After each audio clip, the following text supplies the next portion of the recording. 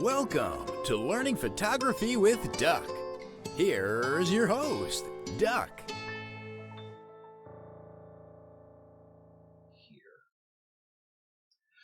All right, everybody. Welcome to another edition of Learn Photography with Duck. I am your host, Duck. It is a pleasure seeing all of you here this evening. Today, I have the wrong one up. We are in Photoshop, not Lightroom. Let's correct that. So today's session is on Adobe Photoshop. I don't really have anything prepared as far as a lesson. However, there are a couple of things that have come up past couple of days I want to address. And I've also want to address a few questions that people have had about some of the past couple of sessions we've had. So I will take the opportunity for tonight to kind of clarify some of the stuff that we've gone over. And in particular, one of the issues that a lot of people have been facing lately in regards to both Lightroom and Photoshop with the latest update from Adobe CC. So let me switch over to my chat. The issues that have been popping up have ranged from having to reload their respective programs to having issues accessing like the library in Lightroom. And in my case, with my laptop computer, every time I launched Photoshop, it would start the normal boot up process. And then about halfway through the boot up, it would give me this error message saying that Photoshop has encountered an error and needs to shut down. But it won't tell me what the error was. It was just this generic error message. And it would give me two options: to either shut it down or to send a bug report along to the Adobe team. So it didn't matter which button I pressed. As soon as I pressed it, everything disappeared. All right. Then I did some experimenting. I sent a couple of the bug reports along to Adobe, figuring maybe, it'll help them somewhere along the way. But I also waited to see what would happen if I did not press either one of those buttons on the error message. And lo and behold, in the background, behind that error message, Photoshop loaded up perfectly. I was even able to use it. The only problem is I had that error message in the window that floated in front of me, and I could not remove that window. So it was obviously, you don't want to work like that. But because I was still able to use Photoshop and it loaded perfectly well, I figured it's definitely a bug somewhere that hopefully they will fix. So my workaround was to roll back one version of Photoshop. And for those of you who may be having problems with either Lightroom or Photoshop, what I want to do is I want to kind of show you how to do that rollback. So let me go ahead and share my screen. Share. Okay. And let me get, this is working on some jobs here. But in particular, what you'll need to do is you'll need to open up your Creative Cloud desktop application. And let me switch over to the desktop. There we go. Okay. And in the desktop application, you're probably all familiar with this. This basically just shows you all your programs that you have installed and what the status of them are. And when a new version becomes available, it'll allow you to go ahead and update. If you're having a problem with any one of these programs, what you'll need to do is go ahead and uninstall the program, right? So if you go over to here, the three ellipses, you'll see that it says uninstall, all right?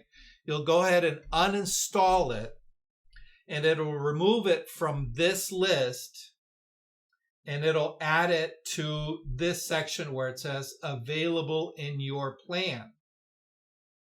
All right. So what happens, like for example, with me, I uninstalled Photoshop, and it took it from up here and it placed it into a little box on its own. It said Photoshop with the install. Okay. Now, I've never installed this one, but what I want you to do is take a look at these here, okay? Right next to the install button, all right, so the install button, what that will do, it will install the latest version that is available through Adobe CC. However, if you look right next to it, you're going to see the three ellipses right next to the install button, and if you click on that, you're going to see where it says other versions, okay? And when you click on that, you're going to see older versions of that program, all right? So for Photoshop, you're going to see what the latest version is, all right, which is, I don't know what version number it is. And then you're going to see the previous versions. And just go ahead and click on the install for one version back. And that's what I did, and it cleared everything up. I'm no longer getting any error messages. It's as if, nothing ever happened. All right. So hopefully Adobe will come out with a patch to fix the issue that a lot of people are encountering, and we'll see what happens. Okay. Unfortunately, that is a side effect of a subscription program where they can roll out updates without fully doing a bug check. All right.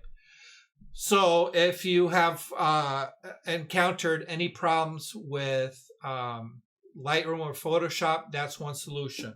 Now, another similar thing that I encountered, not so much with Adobe products lately, but in the past, and it may be something to do with how your system's configured, okay? And I'm going to be speaking specifically to Windows people, Windows users, because I find this is more of a Windows glitch than it is a Mac glitch. When you load up a program, Windows is going to create a desktop icon that goes to the exe file to launch the program. What I find is that sometimes that little launch program will break, and you need to unpin it from your start or your taskbar, launch the program, and then pin that new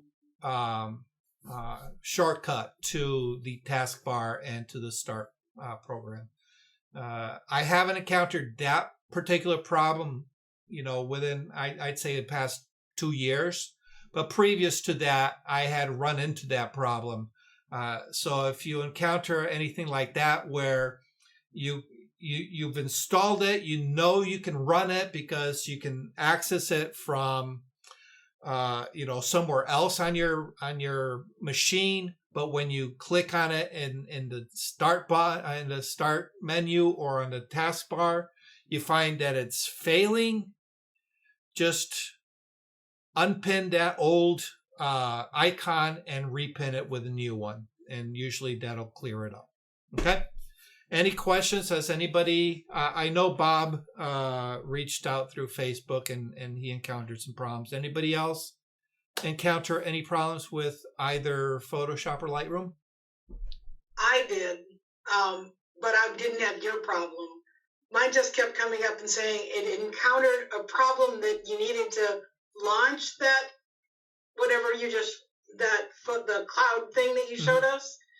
And even though I'd say repair it, it would still come up every time. And then I just gave up and just said, ignored it. And I'm working in Lightroom today, so it's fine. Oh, that's weird. Yeah, it seems the latest version has a lot of unusual bugs. And trying to figure out what was going on with my machine, I encountered quite a number of bug reports for this latest issue that really seemed to be kind of bizarre. And so I did notice that, Bob's issue with the library and counting issues was among one of them. So, but Bob said he was able to fix this, so I'm glad to hear that. And if anybody else encounters any issues, again, try rolling it back one if you can't find a different solution.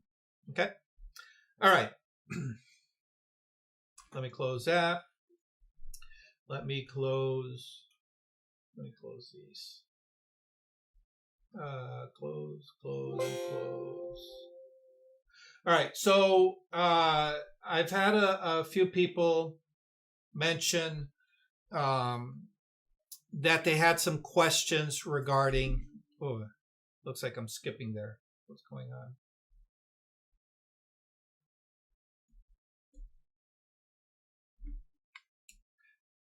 Anybody ever use StreamYards by any chance? No. I wanted to. Oh, see, now I'm hung up. Oh, there we go. Yes, no, maybe. All right. Your share has gone to some sort of weird. Yeah, it's all right. Go. Yeah. Oh, it's gone to his upper left-hand corner. Now it's back to him, but the what I was seeing is in his upper left-hand corner now. It was just huge. Yeah. So, I'm doing a lot of skipping here. I don't know what's going on. Anyhow, there were a couple of questions that came up, and one of them tends to be around layers and masks. Right, and the other one, and I knew I should have written it down because it just slipped my mind. I can't even remember, but it'll come to mind. But it just seems that a lot of people. Oh, I think it was workflow. There were a couple questions about workflow.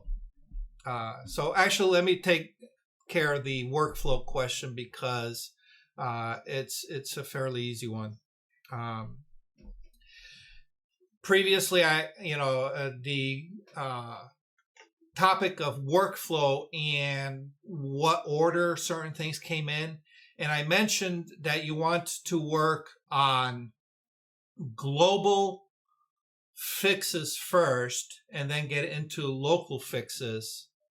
All right. And I mentioned in particular when you're dealing with changing global and local fixes, you want to deal with the luminosity, the lights and darks on a global basis first, and then get into the local changes, which will kind of fine tune where the eye travels to. All right. And a couple people had questions about how it relates to the order of layers. And there was a little bit of confusion because the order of your layers as you start building your layers for your image editing really may change and not travel in the same order as your workflow. All right, so what do I mean by that? All right, so the first thing that I want to do is make global adjustments to my light. So I want to make sure that my exposure is done properly, and I'll let either Lightroom or Adobe Camera Raw handle the heavy lifting of most of those global changes because they are fantastic at making those changes. All right. Photoshop is more for making those local changes that are difficult to do in Lightroom or ACR.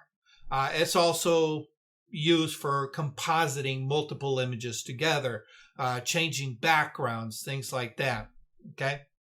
So the confusion came with, all right, I'm making these local, these global changes, all right, but if I make local changes afterwards in the stack group, they are above, and it creates some issues. And my answer to the person was, well, those local changes in the stack should come lower, closer to your original image. So the person got confused because they were thinking along the path of kind of like more linear path, where as you progress forward, things just stack up on top of each other. But the one thing you have to understand about Photoshop is that you don't need to keep that linear format or that chronological format as you build your layers. You can put layers wherever you want. And the layer order will be different than your workflow order. Okay? And what I mean by that is typically when I do very localized changes, I will keep those very close to my original layer. All right? Give me 1 second. Let me open up an image here. What do I have? Classroom. Switch over to desktop. Doug, when you start, help me out. What do you mean by very local? What type of change are you talking about? Okay. All right. So let me open up this in Photoshop. All right. Okay. I'm going to go share my screen. I know it's not the most ideal. Let's see. Window projector. Share. Ooh, what the heck happened there?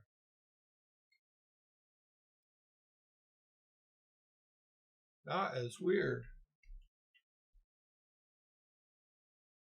All right, give me 1 sec. What the heck is going on here? All right. Let's try that again, folks. Hey, this never works the right way, does it? Okay. I'm in chat. Windowed projector. I have 2 of them open. Why is that? Share.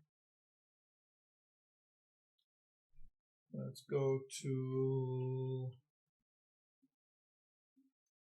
where's Photoshop. Okay. All right. Is everybody seeing? Nope. There we go. Everybody see Photoshop now? Yes, everybody say okay. Thanks. All right. So what do I I mean? do, yes. All right. All right. So here is a photo of the church down at the Milford Green, as viewed from the waterfall. I'm sure those of you who've been downtown Milford recognize this scene.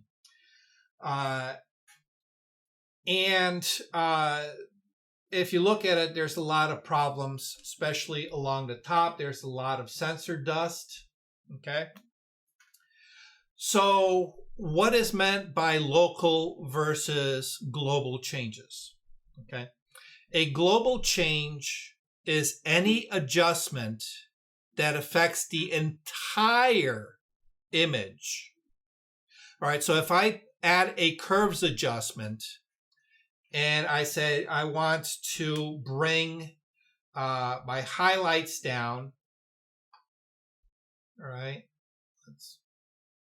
and I want to maybe open up my shadows a little bit and maybe add a little bit of contrast, all right, an S-curve contrast, okay. This change here, based on this layer, affects globally everything, all the highlights in the sky, as well as the highlights on the building, any highlights in the water, they are all affected. Similarly, all the shadows in underneath the trees here, underneath the bridge, any shadows in the windows and things like that, they all get affected by what I've just did with that curves adjustment. That's a global effect. A local effect is where I make a change to a very specific part of the image. So for example, if I say I want to make a change just to the waterfall, all right, and I select the water, right? Maybe I will do, quick and dirty selection here, guys. All right. So I'm just going to select the water here.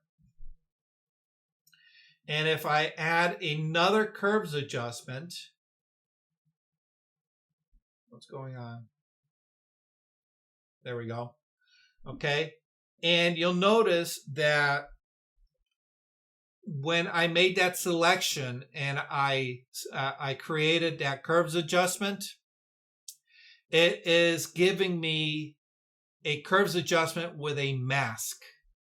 All right. So any changes that I make, you'll notice that it's only affecting the waterfall that I selected. That is a local adjustment, all right? So no matter how much I manipulate this layer, it's only going to affect the area that I selected. Okay? Now in Lightroom, let's see, let me switch over to Lightroom. Okay? If I go to the develop module, all of these settings here in my basic, in my tone curve, in my hue saturation, all right, and of course I am skipping all over the place. All of these sliders affect the image on a global level. If I select any of these settings up here, right below the histogram, right, these are my local settings, local adjustments, all right? Local adjustments is obviously the adjustment brush, my radial and linear filters, all right, because I will only affect a very specific linear filter to just select the waterfall. All right. It's only going to affect that very specific area. Give my video a chance to catch up here. I think I need a new video card. I think that's what it is. All right. But you can see how it's only affecting the lower section of the image, because that's where I placed the gradient. Okay. There we go. And let me just delete that because I don't want that. All right. So that's a local adjustment. So with all that you're telling us about it, why do you want to keep the local ones down towards it sounds like at the bottom of the layer stack, right? Okay. Or towards the bottom? Perfect question. So let's go back over to Photoshop. All right. Now, you noticed, actually, let me get rid of that. Let me go ahead and zoom in right up here. Okay. Can everybody see these horrendous? Give it a chance to catch up. Yes. Here. These horrendous sensor crud on this really, really bad. Oh my God. I am so embarrassed to show this, but I'm kind of glad I have this. I see it. Okay. All right. Everybody know how to remove these god-awful sensor spots, right? One of the best way is to create a new layer, all right? Select your patch heal tool, all right? Let me get, I'm going to select a hard round. Let me make it a little larger, and then if I just, actually let me select a, oops, wrong, there we go. All right, if I go over all these little spots, okay, what it's doing is it's just sampling the area around it and using the AI to fill in those little areas in order to get rid of these spots.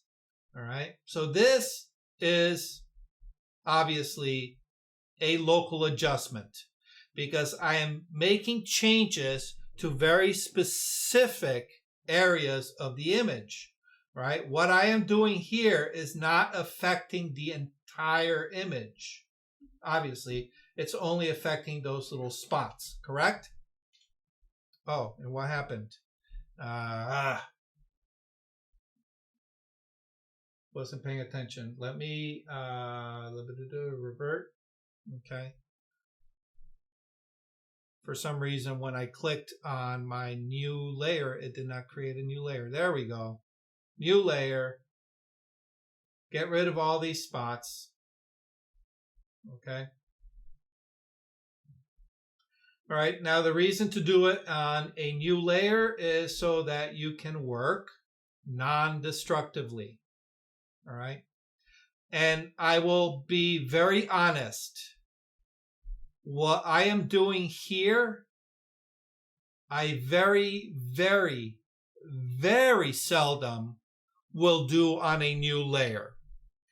I am very confident in my ability to get rid of sensor spots directly on my image. I usually will not create a new layer. All right. However, if you are not very comfortable and you don't want to create any mistakes, create a new layer, do your spot removal, make sure that it's content aware sample, all layers is selected. All right. And then you'll be able to do this. Now, what I've done here is I've isolated all my repair work on its own layer. Okay. You can see it right here. It's on its own layer. Okay. So I can call this spot removal. Okay. If I turn off visibility on the layer below it, you'll see all these little spots. Okay? Very simple. Now, if I make a global change, all right, and one of my favorites, of course, is the curve adjustment. It's got a lot of functionality. I'm just going to darken everything down, okay? You'll notice that with the global layer below my local layer, you can see all the spots stand out because that global command, that global adjustment is not affecting the local adjustment that I made. In order to correct this, I need to make my global adjustment above my local adjustment, and voila, instantly fixed. All right. And this is the confusion that the person I was talking to had with the order of layers, because when I originally said, in your workflow, you want to, tackle the global changes first and then the local changes, right? And they came across an error, or not a error. They came across a problem where, as they were building their layer, or layers, I should say, they encountered problems where the global change wasn't affecting the local, all right? And that's got to do with how you structure your layer stack, which has nothing to do with your workflow. Okay, so there was a disconnect, and hopefully this now explains a little bit more clearly what I meant in the previous discussion. Okay, so within the layer stack here, you'll want to keep your local adjustments closer to your original image and your global adjustments above, all right? Because it trickles down. Everything trickles down, all right? The other thing that you may encounter is when you start making global changes that you apply masks to, all right? So, for example, let's say I wanted to make a global change to this image, but not have it affect a certain part, right? So let's say I wanted to do I wanted to really darken down some of the highlights, but I don't want it affecting the trees. All right, so I bring this down, I take my brush, and I have my mask. I have my mask selected, all right, and you can tell it's selected because it's got the little white border around it, okay? I go ahead and select a nice, large, soft, round brush. I make black my foreground color, and if I start painting on those trees, all right, probably not a big enough change here, okay? I am now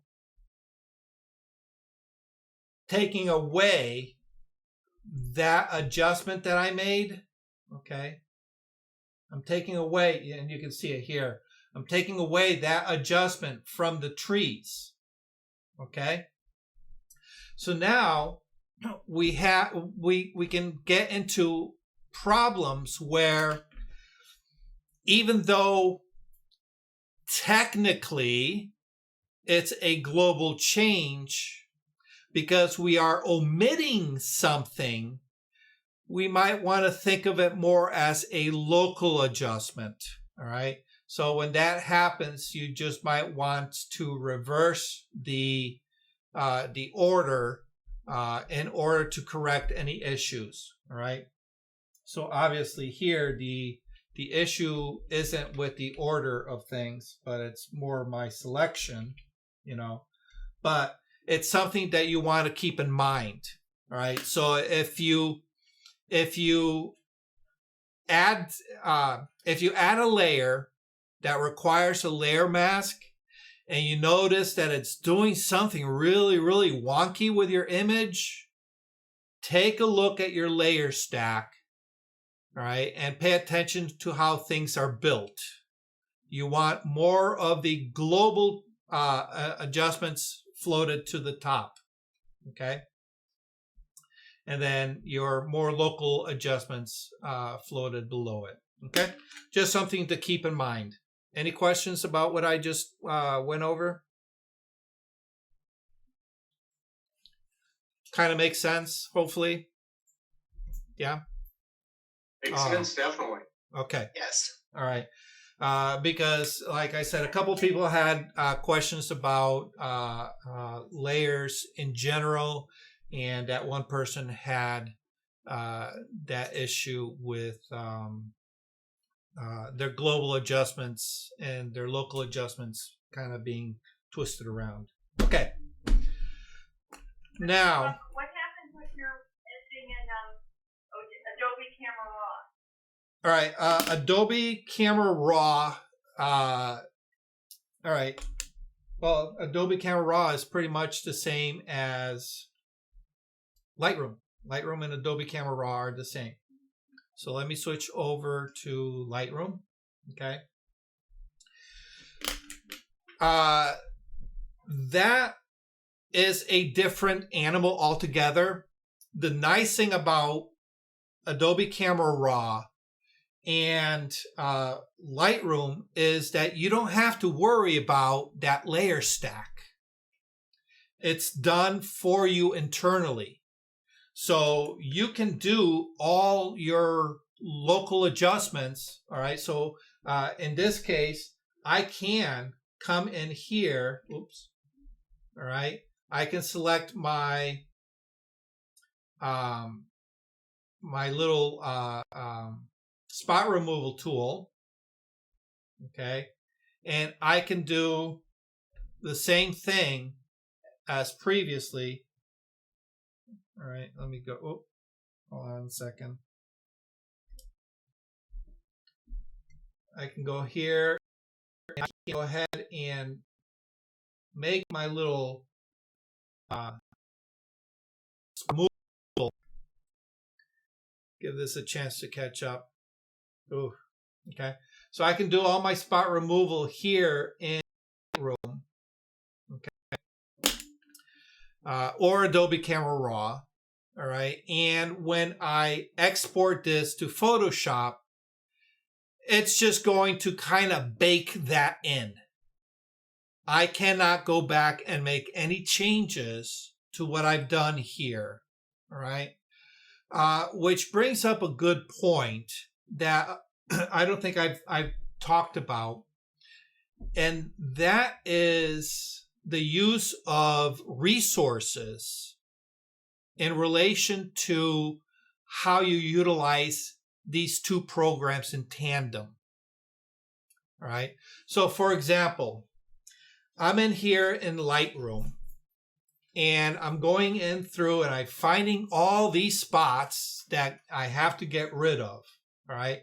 So I'll go in and I will meticulously go through all these spots to get rid of them. Okay. Lightroom isn't really designed to do a lot of heavy local editing like this. All right. When I start doing these spot removals, I am really utilizing a lot of resources, computing resources, memory resources, because Lightroom operates non-destructively. So every time I place a dot to get rid of a sensor spot, Lightroom is adding to that little recipe card for this image that tells Lightroom how to edit it. All right. And if I have 100 spots, it's going to write in 100 lines of code in order for Lightroom to remove those spots. All right. Follow? On the other hand, if I do it in Photoshop, it uses a completely different method of removing spots. It uses raster technology, meaning it's taking a sample and pasting it over, and then that's it. Once it's pasted over, it's not storing any additional information. All it did was it's like taking a paintbrush and putting new pixels there. All right. So you're not writing, if you have 100 spots in Photoshop and you remove 100 spots, it's not like you're adding 100 lines of code. All right. All you're doing is saying, hey, I don't want these spots to be dark anymore. I want them to be light like the sky. And that's it. Okay. But it's going to create it on a new layer like I did with these originally. Okay. Create a new layer. All right. Go through, get rid of all these spots. All right. Now, here's the difference. Once I've gotten rid of all those spots, I can take that layer, merge it down with my background layer, and there is no more additional data. It's as if those spots never existed. Okay. What I've done is I have just baked in all the spot removal information into the image. So I'm not adding any more information to the file. As in Lightroom, it's retaining all that additional information. So what I would suggest is, if you have images that have a lot of spot removal that you need to do, or a lot of local adjustments that you need to do, consider doing those in Photoshop, because Photoshop handles that differently than Lightroom. Okay. Now, granted, if you feel that Lightroom can handle it all and you don't even need to go into Photoshop, by all means, keep that workflow. All right. Because in the end, you are adding that extra data, but you're not creating a new file. All right. So ultimately you'll save memory space that way. But this is something that you need to be aware of, especially if memory is at a prime. All right.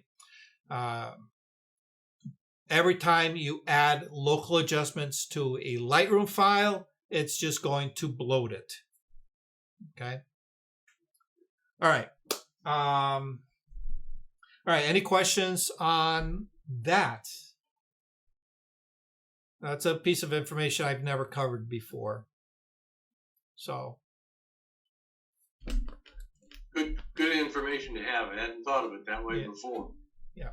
All right. For those of you keeping track on the Lightroom Photoshop bingo, we've now marked off a new skill. All right. Getting closer to frying brains tonight. Okay.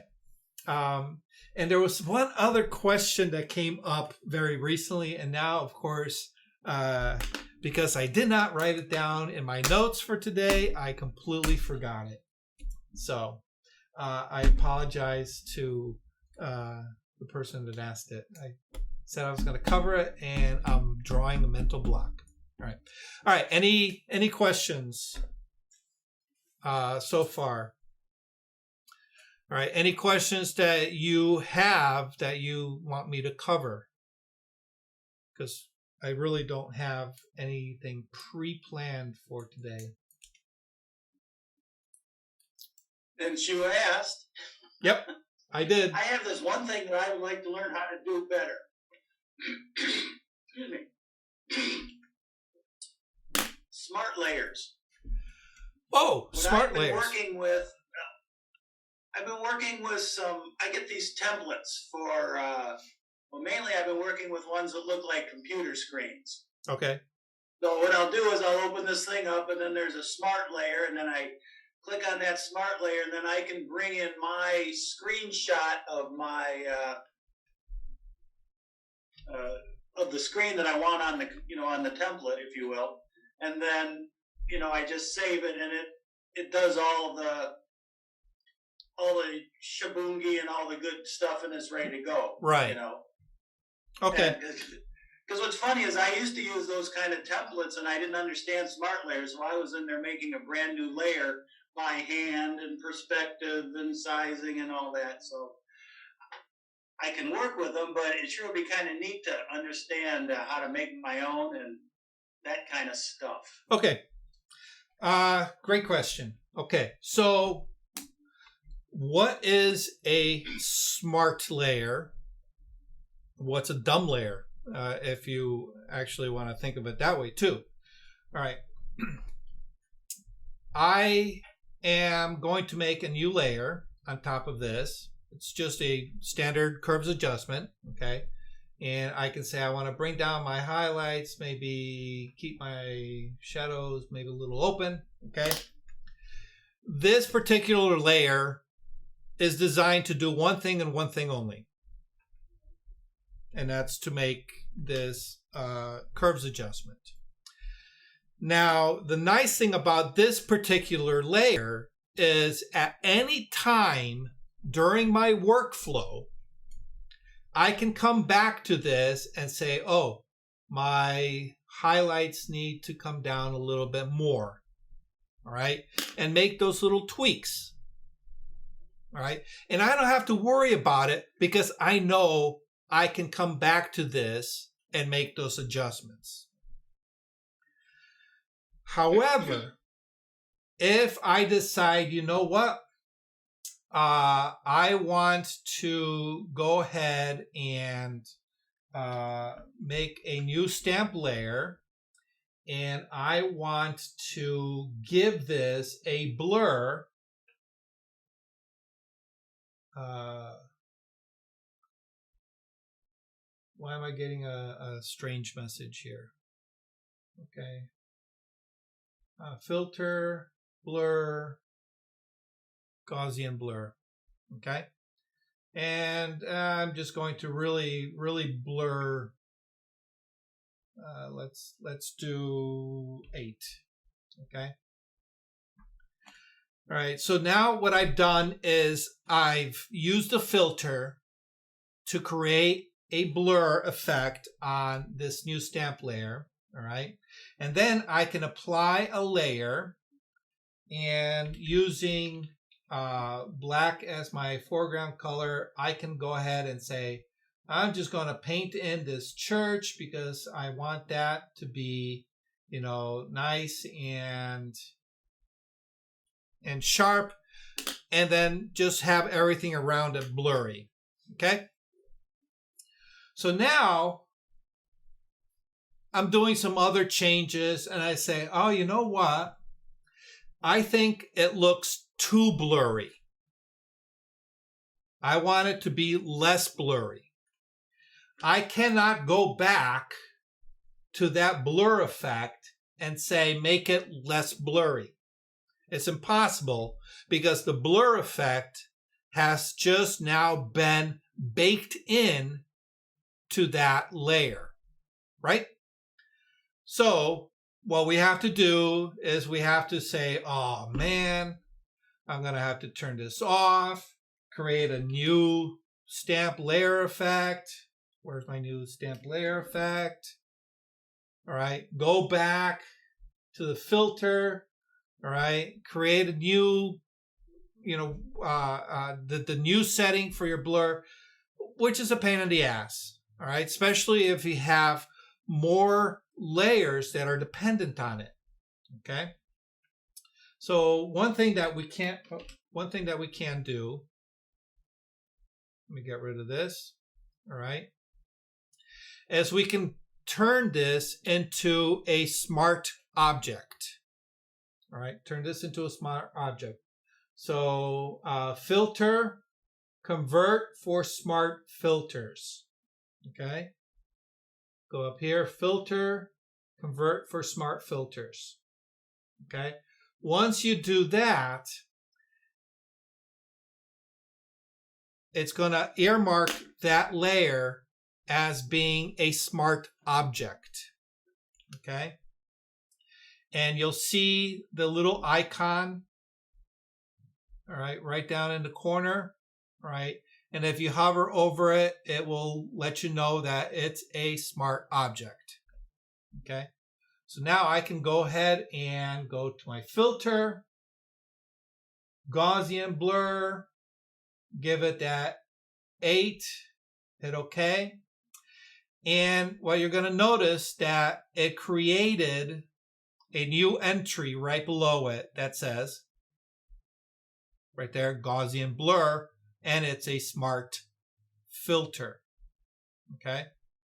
So now I can, at any point, double click and make my adjustment. It says, all right, I don't want it to be 8. I want it to be 4. There it is, less blur. Okay. So that, in essence, is the fundamentals of a smart object. Okay. Now, where it becomes a little bit more technical is when we start really delving into the capabilities of a smart object, which is what you've run into, where now you can actually embed other files. So I can make the payment online. Oh, I go to ACA online. somebody's conversation is coming across. All right. What happens is with some of these, like for example, I want to create. Let's see if I can do it. I don't work with smart objects all that much, okay? But what happens is it creates a file within a file, all right? So now you can, when you double clicked on that image, all right?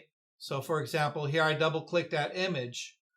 What it's doing is it's opening up a new document, all right? And this is called, the document is labeled by whatever you called it here, all right? So this is layer 2, all right? Up here, it is layer 2, all right? And now I can go ahead and make changes to this. So I can add a curves adjustment, all right? Let's make this, like really, really dark, okay? I can go ahead and manipulate it any way you would normally any file, any Photoshop file, okay? And then when you save it, and let me finish saving it and then close it. Machine's a little slow here. All right, when I close it and I come back, you'll notice that all the changes I made in that smart object are now rendered here. all right? And I can go back and make changes at any time to this particular layer, okay? So in your case, you know, because you have overlays that rely on underlying content, in order to make that underlying content editable, they create it as a smart object, okay? So for example, let me just get rid of this, all right? Oh. I don't even have a good example. Let me go back to, where's my Lightroom? Oops, wrong one. Where's my Lightroom? Here it is. All right. Let's, oh, here we go. No. Yeah, I don't have a good example. All right, well, here, I'll use this one here. Let's say I wanted to create an overlay, all right? And within this overlay, I'm going to create a hole where the stars and stripes are, okay? Alt backspace, okay? And below that, I want to create a another image. I want to take this and I'm just going to drop it right in here. Okay. I'm going to put it below. All right. So now I have, let me resize this down. All right. I have now created a custom overlay and I sell it to you and I say, hey, you can go ahead and place your own image here, all right? Well, in this particular case, it's very simple. All I have to do is drag my image into this to replace this existing one, and we're good to go. But what if I have all kinds of effects on this, all right? So let me make this into a smart object, okay? Double click on that, opens it up, and I say, all right, I'm going to add a curves adjustment, all right, where we have this, and on top of that, we have a text layer that says Brian, all right, and let me make this nice and large. Let me restart that one because, all right, Brian, okay, and we're going to make that nice and large. We'll make it yellow, all right. All right, where's my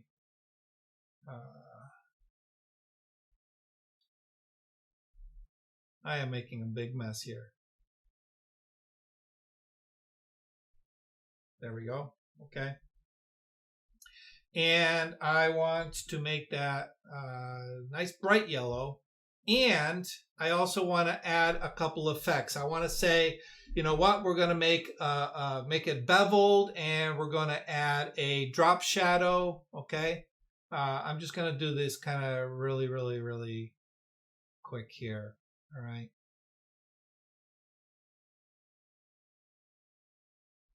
All right, drop shadow, there's the spread, there's the size, there's the distance, there's the direction. Okay. All right, so now we have an effect that we've added over the top here. All right, and I want to sell it, but I want to make it so that it's customizable. Okay, so I go close that. And there it is. All right. So now I've made this for myself. All right. I probably should have said Duck. And I want to sell it to Brian. All right. Now, Brian just sees this layer here with everything already done. All right. And it says, well, I don't want it to say Brian. I want it to say, something else. Okay. This right here is literally a second file embedded into the first. Okay. So you can see that you're not seeing any additional elements on this layer. You're not seeing the curves adjustment layer. You're not seeing the text layer. You're not seeing the text effect layers. None of that. Okay. So on the surface, this file opens up as a very clean looking file. All right. But you're able to customize it by opening up that smart file and saying, you know what, we're just going to call this BJ, all right, and we're going to make it 150 points, okay, make it nice and large, okay, and instead of yellow, let's go with maybe, I don't know, will it look good in blue? Maybe not. Okay. All right. Yeah, it looks terrible in blue, but you get the meaning. All right. And I can go ahead. I can even change this background image. If I say, you know what, I don't like that background image, I'll put in something new. I can make adjustments to whatever effect. All right. But more often than not, if you're buying something that's already a template, you're not going to change those things because obviously you don't want to mess too much with it. Just the things that are customizable. Okay.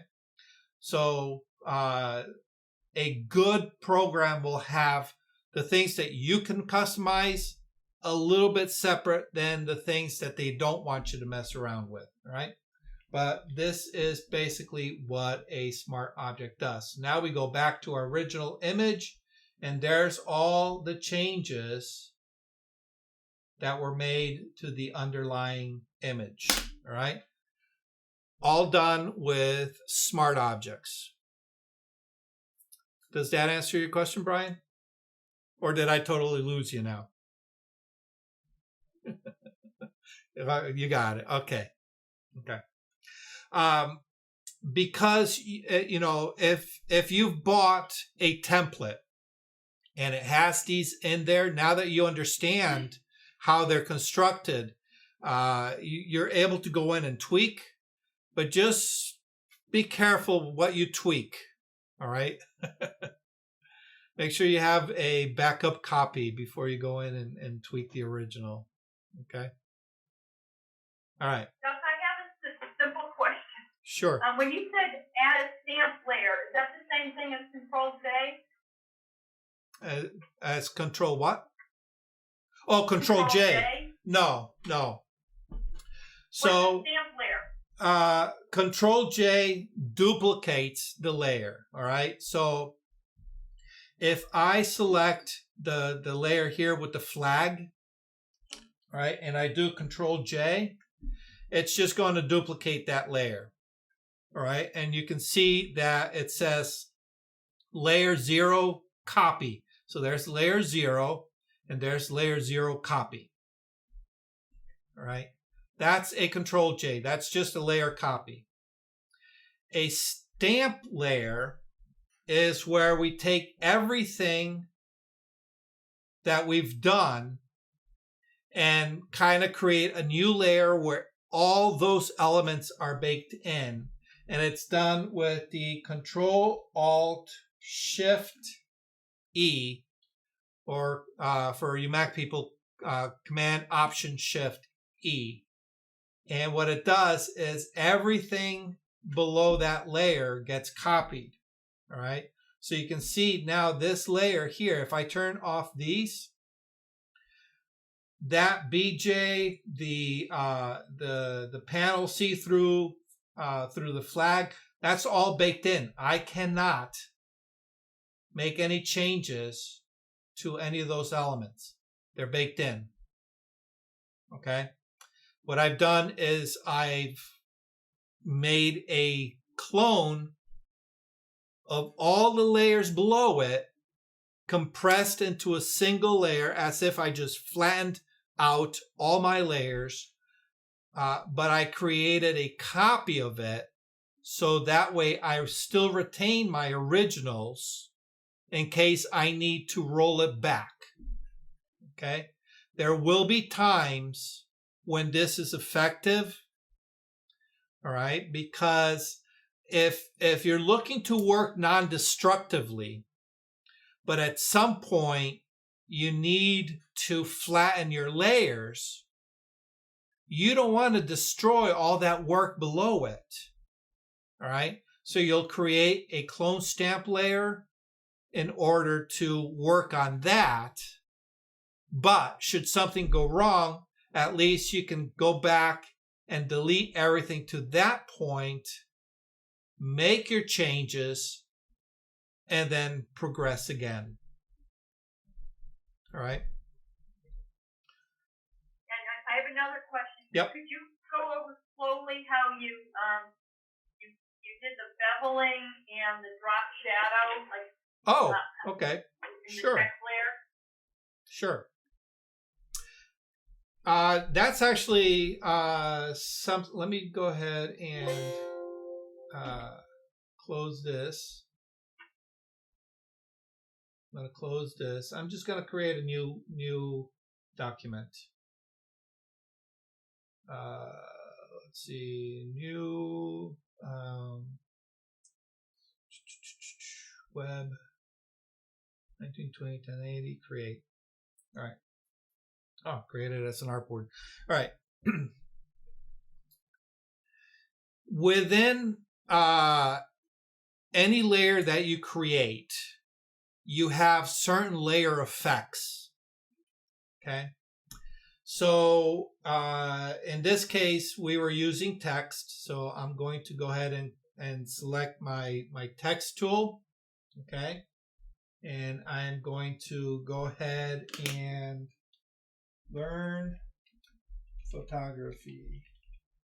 All right. Actually, you know what? Live your passion. How's that? We'll make it into a statement. Okay. So here I have simple text. Okay. By itself, I can do the job, but I want to make it a little bit livelier. All right. So maybe what I'll do is add some kind of layer effect. Okay. And keep in mind that even though I'm using text as an example, you can do this with images as well. But you'll need to have some kind of defined selection for that image. Okay. So in this case, we have the text, and I say, you know what? Let's spice it up. Okay. The easiest way to do it, the way I normally do it, is on the layer that you want to affect, I'll double tap, not anywhere on the icon or the title, but in this little blank area here. Right? As soon as I double tap, I am going to get a dialog box. And this is my layer styles. Right? And within the layer styles, you're going to notice that there are a number of effects. Okay. And you'll notice that the first one says bevel and emboss. And then below that, we have contour and texture that are indented, meaning that they affect the level and emboss effect. Right. And then below that, we have stroke, inner shadow, inner glow, satin, color overlay, gradient, and pattern overlay, outer glow, drop shadow, and another drop shadow. Okay. These that have a plus symbol means that you can duplicate that effect. All right. So you can have multiple stroke effects. You can have multiple drop shadow effects. All right. It all depends on how you want to build your effect. All right. So in that case, we'll just get rid of it. All right. So what we want to do is we want to add a bevel and emboss. All right. So I just go ahead and select it. All right. And make sure that it's checked. And it's going to automatically populate it for you with whatever was there previously. All right. And then now you can go ahead and make your changes. And I suggest spend some time with these tools. Try to get familiar with it because it does open up a lot of really unique opportunities for doing really creative stuff. All right. So in this case, what kind of bevel do you want? Outer bevel, inner bevel, pillow emboss. All right. So basically it looks like, you're chiseling it into a piece of rock. Okay. And do you want a hard chisel or a soft chisel? Okay. Or something smooth. All right. So you can see smooth kind of takes that sharp edge off of it. And, you can play around with the depth. All right. So all of these is basically how the shape interacts with light. Okay. So depth meaning, how high the light is on the subject. Make it look like, it's a deeper chisel or it's a softer chisel, things like that. And of course, you can work with size. So it's only doing it on the edges. And, how soft that edge is and so on. And even like the light direction. What direction is the light coming in from? Okay. So you can change how your the effect looks. Okay. Contours is a little bit more complex. But let's see. All right. You can add strokes. All right. So maybe I want to add a yellow stroke around the outside. Okay. All right, I know why. Give me 1 second. I think I know what's going on here. My sharing is all right, let's see if that does it better. Oh.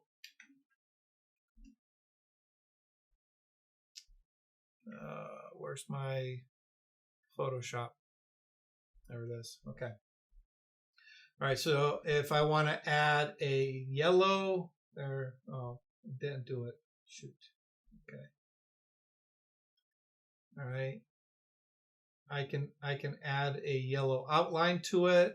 You have access to all your blend modes. How do you want it to interact with the layers below it?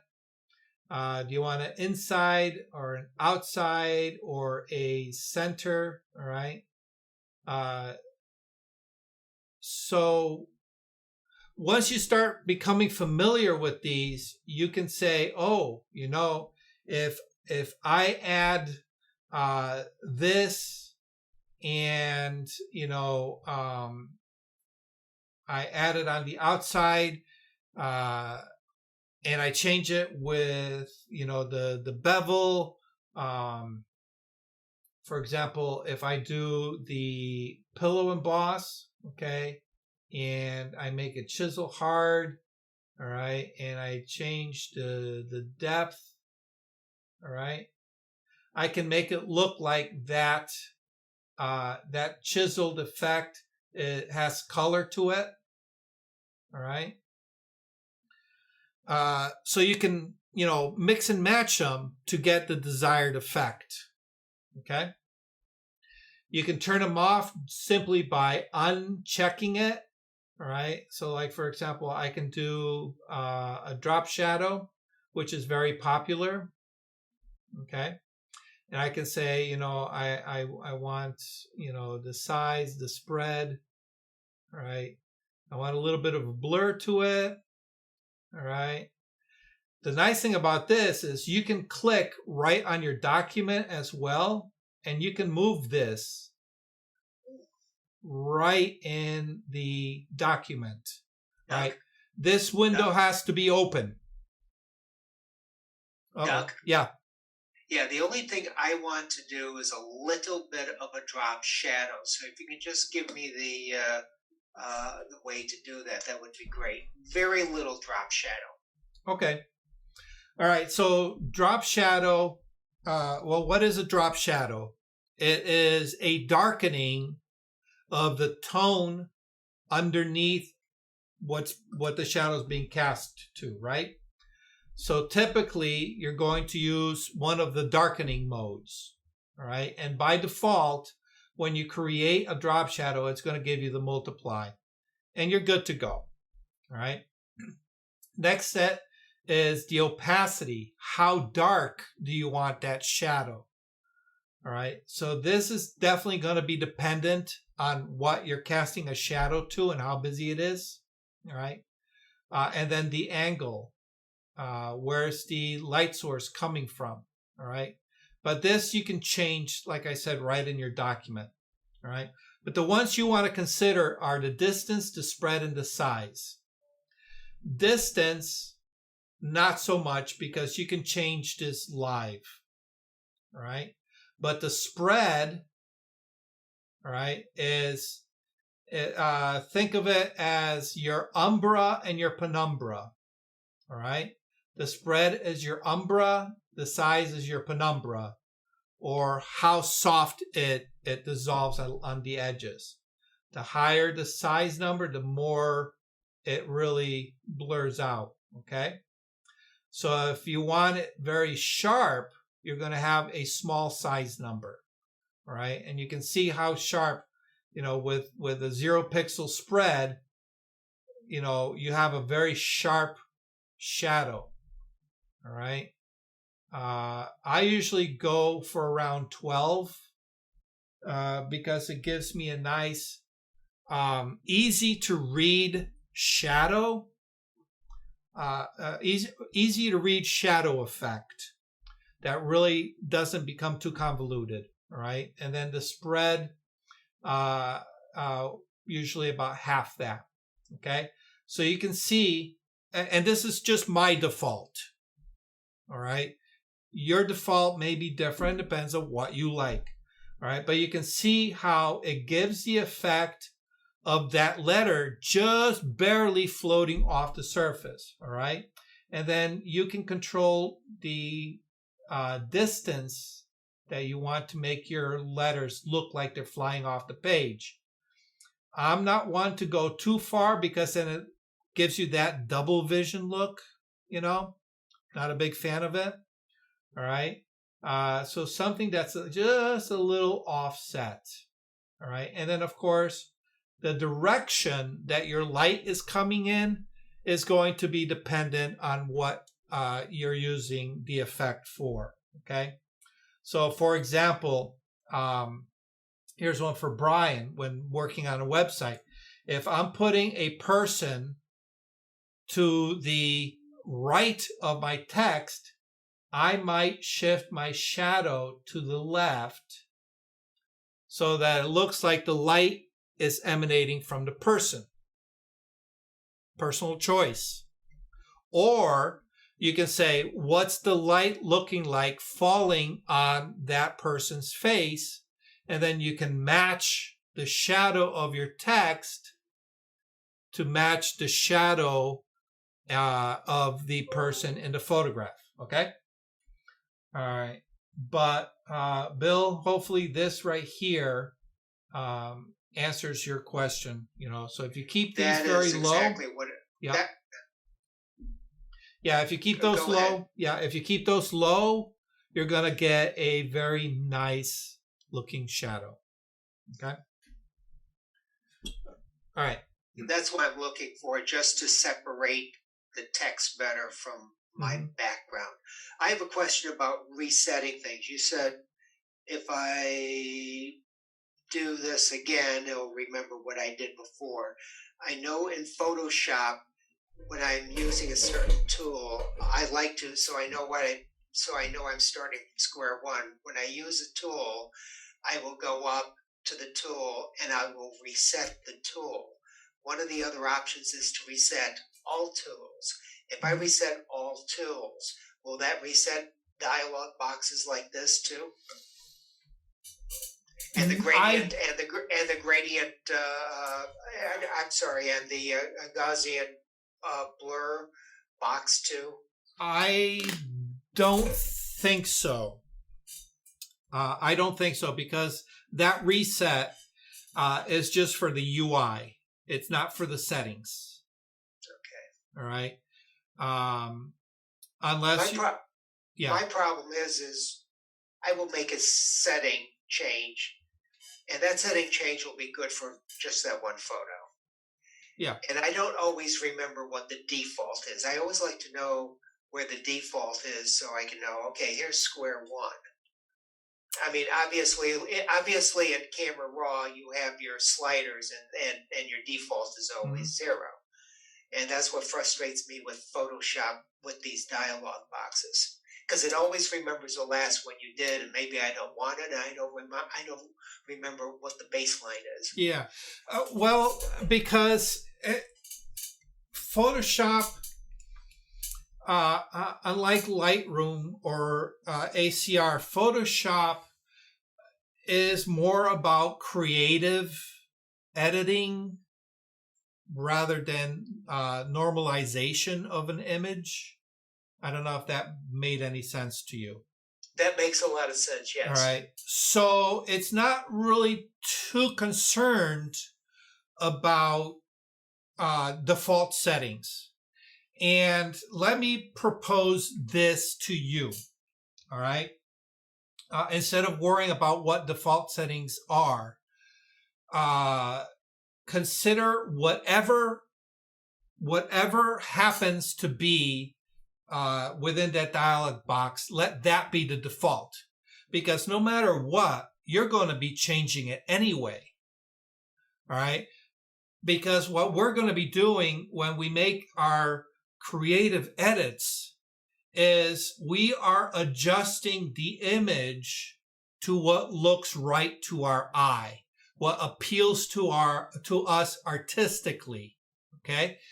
And obviously it's going to be different for different people, and it's going to be different for different images. All right. So if you have a high key image, when you make your changes for that, those changes are going to be 360-degree different than if you were doing a low key image. All right. What we do when we make editing decisions is we're using what I call compare and contrast. Okay. And typically we compare what comes off the camera when we first open up our image. We compare that image to what is in our head, where we want to go. All right. And then we'll make an adjustment. All right. And as soon as we make that adjustment, whether it's a slider, a curve, a dial, whatever it is, at that point, we are comparing what was before to what it is now. And then we decide, is this what we want? All right. And then we fine tune it to get it to the point where it looks satisfactory to us. So it really doesn't matter where it came from. It just matters where you're going to. All right. But in order to get there, you have to make some kind of movement. All right. Some kind of adjustment. All right. So now with a dialog box that remembers your previous adjustment, don't worry about having to go back to its quote unquote original state, because that really doesn't matter, because you're still going to use that compare and contrast to what you're going to. All right. So as soon as that dialog box opens up and it applies whatever changes were previous, there's your immediate compare and contrast. And you say, oh, is that what I was looking for? More often than not, the answer is going to be no. You're going to make the needed changes. Okay. But the reason Photoshop does it like this is because if you're doing the same edit to multiple images, you don't want to have to commit those settings to memory, because now all of a sudden it becomes a frustration where if every dialog box defaults back to some arbitrary 0 position, you now have to make, a minimum of 1 change to a maximum of maybe 50 changes to the dialog box. That doesn't make sense. So, I can understand why Photoshop does it the way they do it. Okay. So maybe it's just changing the way you think about it might help you out a little bit more. Okay. Hopefully that just made some sense to you. I always question if what I'm talking, if what I'm saying is actually making sense, because it makes sense in my head. And I don't know if I'm explaining it right. So. It makes sense. Okay. I understand it. All right. Just as being anal,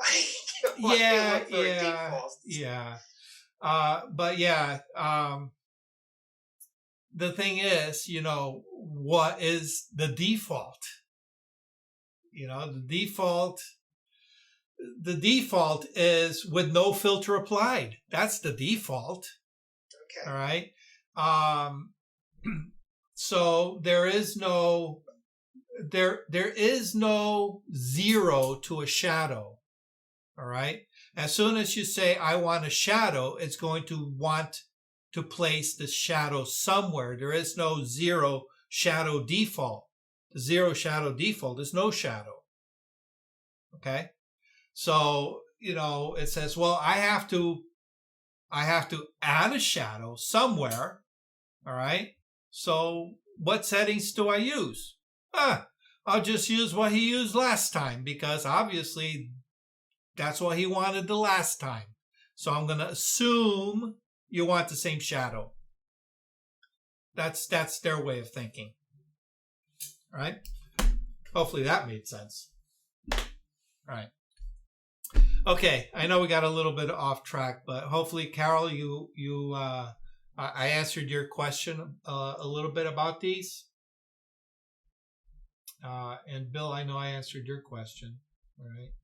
Yes. But yes, you did. Thanks, Doug. So what I would, there is, as you can see, there is a lot within this layer style dialog box to play with. So, I would say hang out, play with them, see what they do. And then when the time comes, at least there's something in this dialog box for what's in your head. All right. So you say, I want to stand this off with a little bit of a shadow. Oh, I know exactly where to get a shadow. All right. I don't have to manually make a shadow. I can use this dialog box to make a shadow for me.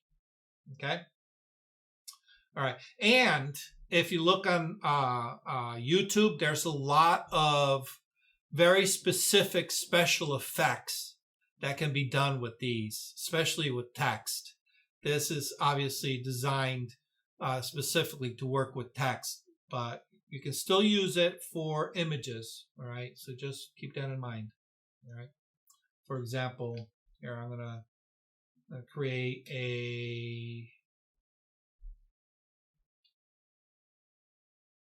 Let me create a new layer. I'm going to fill that with blue. Okay. So here I have just a blue square. All right.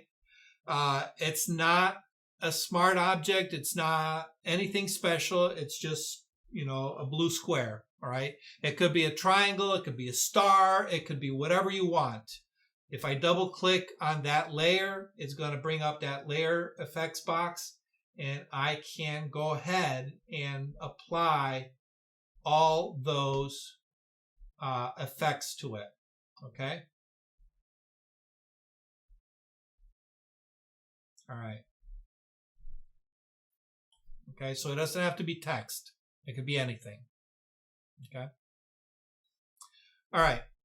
That was a great question, actually. And we started digging a little deeper into Photoshop, which is good. All right. Anybody else? Did I lose anybody? Let's put it that way.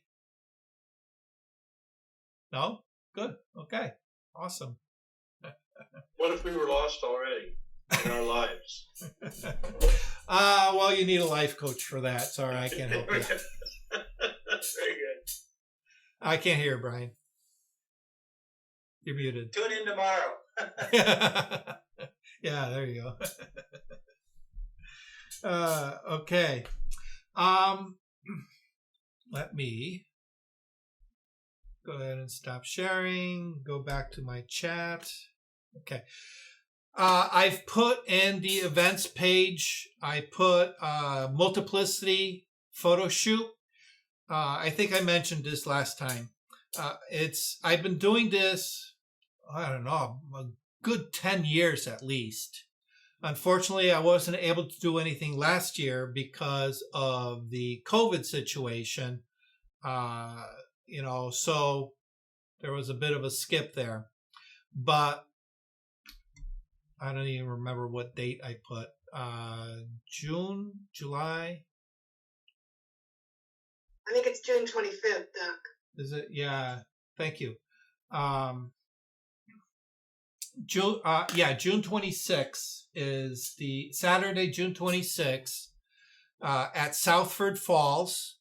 If you've never been to Southford Falls, it's a great little park. It's very small.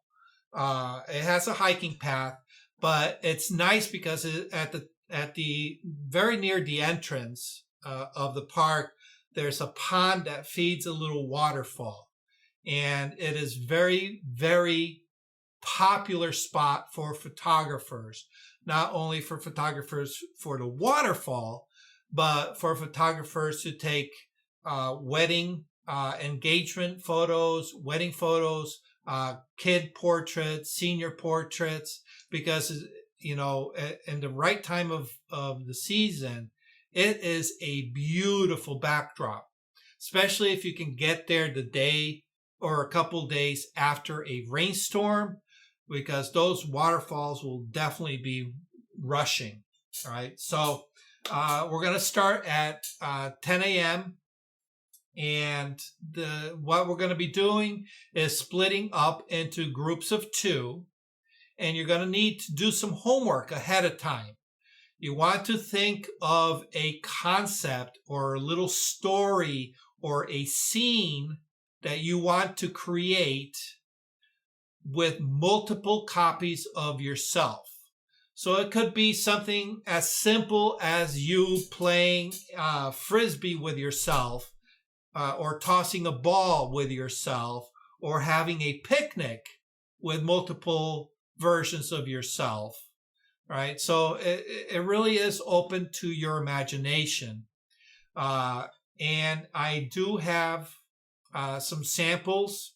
If you go to my website, under workshops, look up Multiplicity. I have samples that I've done from past years, as well as, if memory serves me, there should be a link to my Pinterest account. I have a Pinterest. Actually, I should probably just go ahead and post the link there now. Where's my Pinterest? Pinterest. And there goes my video again. Let's see, where is Multiplicity mood board? Okay. I'm going to go ahead and I'm going to paste this into the chat. There you go. Enter that. All right. It's a public board, so you're able to go ahead and view this as you want. But what I've done is I've just gone through the internet and collected a bunch of examples of what can be done with Multiplicity. All right. So everything from, very simple scenes to very, complex scenes can be created. All right. So that's the homework. You want to think of something using props that you have at home.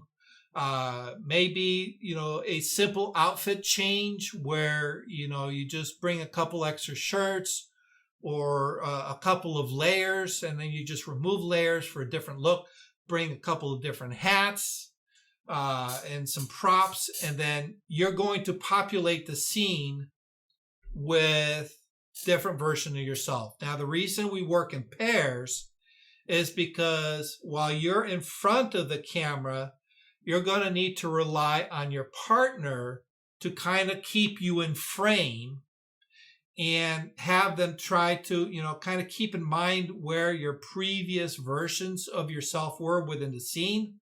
So that way you arrange yourself appropriately.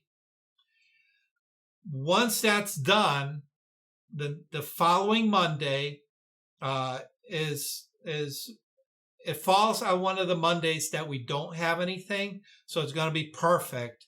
I'm going to be holding a special Zoom class where I go over how to use Photoshop to layer the different layers into a single composite in order to tell the story. All right. So in the past, they've been a lot of fun. You actually get to learn, some really unique skills.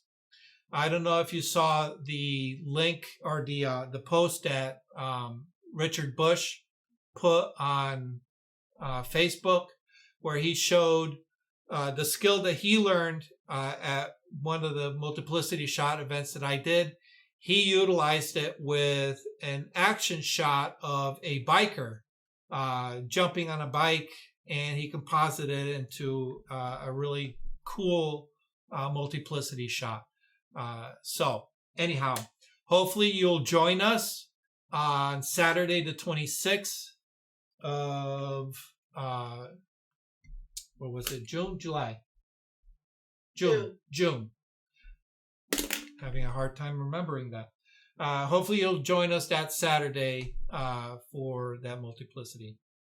And there's a little covered bridge there. There's trails, there's picnic tables, there's a little gazebo. There's a pond that you can use as a backdrop. There's rocks. There's a little, the stream further down from the waterfalls that you can use.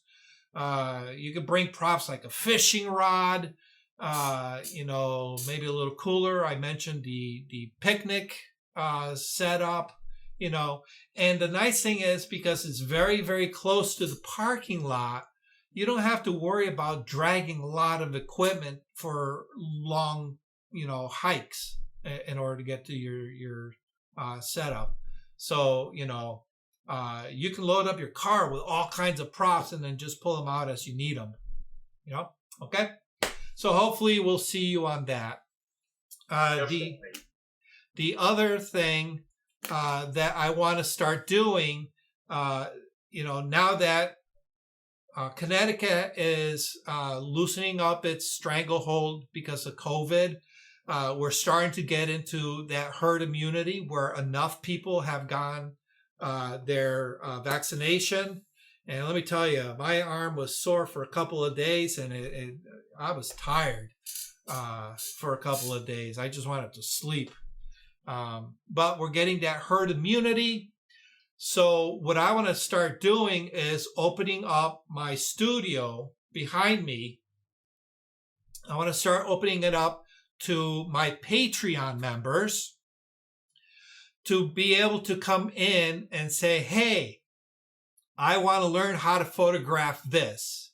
And then we'll do it here live. One Patreon member, myself, here in the studio. I'll walk you through showing you how, to accomplish that task.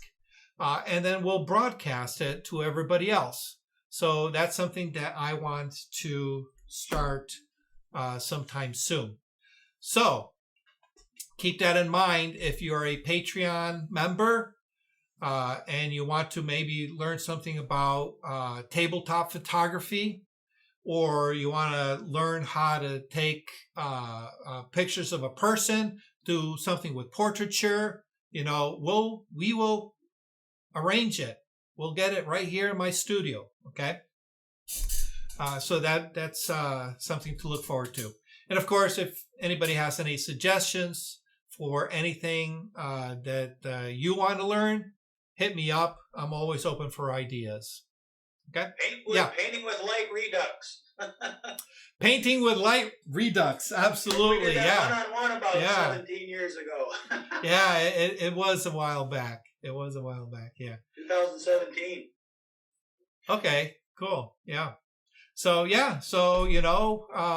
if you got a product that you want to light for yourself, bring your camera and we'll... I can't guarantee it, but maybe I can talk a friend of mine into coming into being a model. She lives blocks away from your studio. So maybe I can talk. Well, I can always get a model in here too. So okay. That's not a big deal. Okay. But let me know what you want to learn, and we'll get it in the studio. I would like. I have trouble with portrait photography. I can take pictures of people doing things. Yeah. But as far as children and families and telling people how to pose, I find a certain stiffness. Maybe it's my stiffness. I find a little stiffness in trying to do it. Yeah. Some of that comes from kind of a personal insecurity if you're not very comfortable with lighting techniques, or with sometimes just even self-imposed limitations that are non-existent. As what you mentioned about posing, and so I don't know what pose to put them in. So all of a sudden you're giving yourself this imaginary roadblock that if you're able to take it away, you'll find that the road is actually smooth beyond that roadblock. So absolutely, yeah. We'll get them. The one thing I can do is, like, let's say we were all together at a workshop. If you've noticed, I've done this. I've taken pictures of photographers doing things. Yeah. It's like, I don't have to tell you what to do. You're doing something on your own. Yeah, but okay. You know what? I'm gonna sound a little mean, but that's okay. That's okay. You're taking the chicken shit way out. Okay. Yeah. No. And so you're defaulting back to what is comfortable for you. Okay. We've all been there. I've done that. I know BJ's heard this story in the past. When I was in high school, I was like super, super shy, to the point where it was almost debilitating. And, people who know me now could never imagine me being a shy person. I mean, look at me. I talk in front of hundreds of people. And the thing was that I understood that I had a certain limitation, and I acknowledged that limitation. And then I worked to overcome that limitation. And once I was able to identify it, I was able to build the tools needed to overcome it in the future. All right. And I found that when I started taking pictures of people, I started kind of falling back into that old habit of kind of like putting up that little bit of a wall. It's like, oh, I'm a little bit too shy. And then as soon as I recognized it, I said, that's stupid, because you've overcome this already. Why are you doing this to yourself? And I basically just took the whip and I whipped myself. And I realized that it's very easy to kind of hide behind the camera and fall back to old habits. But once you start building your tools to get past that hurdle, instead of falling back on old habits, you can now fall back on the new tools that you've acquired. And then once that ball gets rolling, it makes it a little bit easier to keep the momentum going forward. Okay. So for example, with the scenario you set up with the poses, right? What I normally suggest to people is get yourself four solid go-to poses that are, and they're going to be the most common poses that everybody in every picture has done. Okay. But those 4 go-to poses become your starting point. And it becomes the starting point for you as the photographer, but also a starting point for the person being photographed, because they're going to be in a similar situation where they may not know what to do, and they're going to rely on you to give them direction. All right. But once they start getting a little bit of direction, their ball starts rolling and they go, oh, I can now relax a little bit and start using my own brain to offer some ideas and some suggestions. Okay. So at that point, it becomes a collaborative effort. Okay. What I find with people who don't photograph people on a regular basis, it takes longer to get to that point as compared to, a portrait photographer or a wedding photographer who works with people all the time. All right. One analogy that I can make is when I was a full-time tattoo artist. Okay. I was very comfortable. I was very comfortable being able to walk up to somebody and immediately touch them. I know it sounds weird. All right. But, reach out, put my hand on their shoulder, or, touch them on, up on the chest, or, make that physical contact. Okay. It was easy for me to do it because I did it every day as a tattoo artist. And in order to get to the point where I'm actually working and putting the tattoo in, I needed to break that physical barrier right away. All right.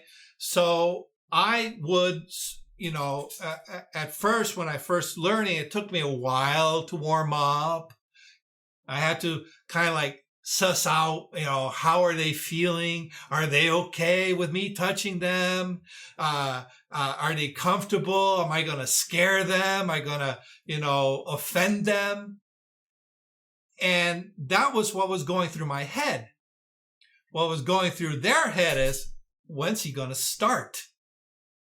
I've been sitting here a whole 2 minutes and he's just diddle-dallying. All right. But those 2 minutes for me felt like a half an hour. All right. So it's just switching that perception and falling into a different comfort zone for you. And then once you have the tools, it's easy to fall into that new comfort zone. All right. So those 4 die-hard go-to poses become your new tool, your new comfort zone that you can immediately start moving into. All right. And then once that ball starts rolling, you're going to see new opportunities appear right on the back of your camera, because they're going to be moving. You're going to be taking pictures and you're going to go, oh, this reminds me, maybe if you bring your hand up. All right.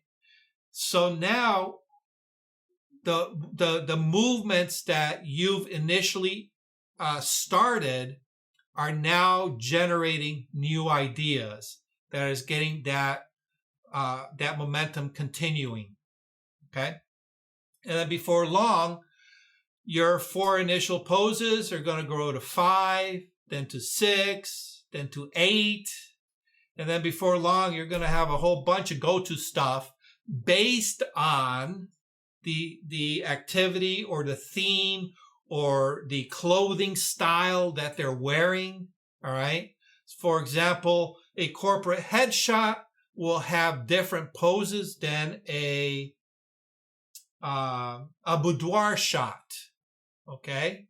You approach them in 2 different ways. All right. So you'll have go-to poses for this version and go-to poses for that version. Okay. So, but yeah, it's something that we can definitely work on. Okay. Because you're not the only one. A lot of people. I also encountered that with street photography. There's a lot of hesitation in street photography of taking pictures of strangers, you know? So, but yeah, I'll definitely be taking suggestions and opening it up to my Patreons. So, okay. Thank you. All righty, guys. It's been a great session, actually. This was, yeah, I've been trying to figure how to do text effects for some time, and Yeah. I haven't done it. Yeah, just keep in mind with the drop shadow, as long as that little drop shadow is selected, you can actually move to the document and physically move it around. Okay. All right. So that's a neat little trick. Once you come off of that effect or you close that window, you can't do that anymore. Okay. Okay. So, all right, guys, Thanks, been a pleasure. Next week is general Q&A. So if you have general questions about anything, go ahead and write them down so you can ask them next Monday, and we'll see you then. Thank you. Bye. All right, guys, be good. Thank you for watching Learning Photography with Duck. Brought to you in association with Milford Photo, your local full-service camera store. Located in downtown Milford, Connecticut, Milford Photo offers you a personalized shopping experience. From the latest camera gear to printing and framing services. And, of course, educational workshops to teach you the finer aspects of photography. Don't forget to tell them Duck sent you.